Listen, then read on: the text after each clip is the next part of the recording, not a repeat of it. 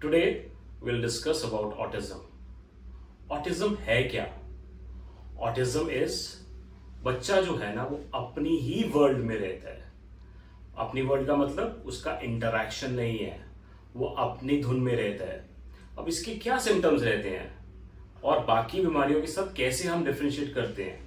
हम लोग डिले करते रहते हैं, हो जाएगा, ऐसा होता है, इसके पापा भी ऐसे थे या उसकी मम्मा भी ऐसी थी। तो what is the differentiating point? सबसे पहले हम देखते हैं कि नेम रिस्पॉन्स।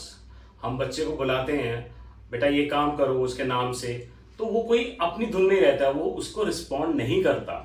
उसको बोला काम करते, ये लेके आ, नहीं करेगा। Next is eye contact.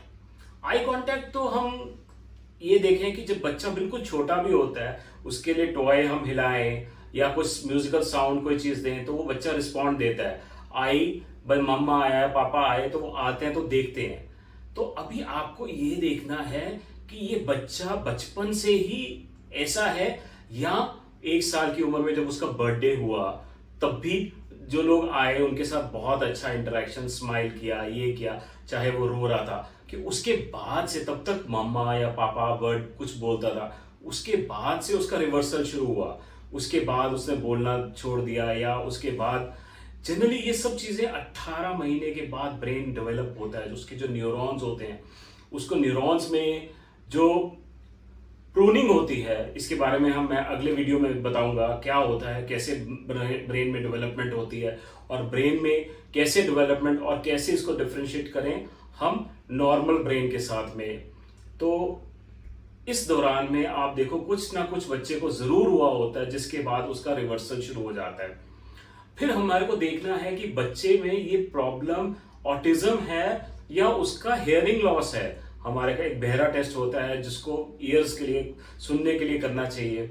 या बच्चा बिल्कुल स्लो है, उसकी हर एक्टिविटी स्लो है, मतलब वो चलना, दांत उसके निकालने, रिस्पॉन्स, हर एक चीज में वो डिलेड है। We have to identify and उसका अलग अलग पैरामीटर्स हैं कि किस में। अभी बच्चा हाइपर एक्टिव है तो हाइपर एक्टिविटी को लेके हम उसको ऑटिज्म के साथ में, क्योंकि ऑटिज्म में एएसडी, ऑटिज्म स्पेक्ट्रम डिसऑर्डर, बहुत सिम्टम्स हैं जो उसमें फिट इन होते हैं।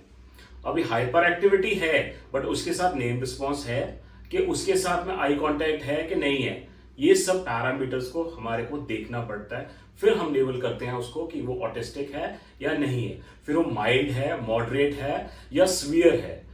और उसके बाद माइल्ड है तो माइल्ड, अगर सीवियर है तो ब्रेन डैमेज है कि नहीं है, ड्यूरिंग द बर्थ उसको प्रॉब्लम आया कि प्रेगनेंसी में कुछ इश्यूज आए हैं जिसकी वजह से बच्चा ऐसा है। फिर इसका जितना जल्दी हम इंटरवीन करें, because brain develops at the early ages, जितना जल्दी हम इंटरवीन करें विद होम्योपैथिक मेडिसिन, तभी उसका रिजल्ट्स हमारे को बहुत फेवरेबल मिलते हैं। बाकी डिस्कशन हम नेक्स्ट वीडियो में करेंगे।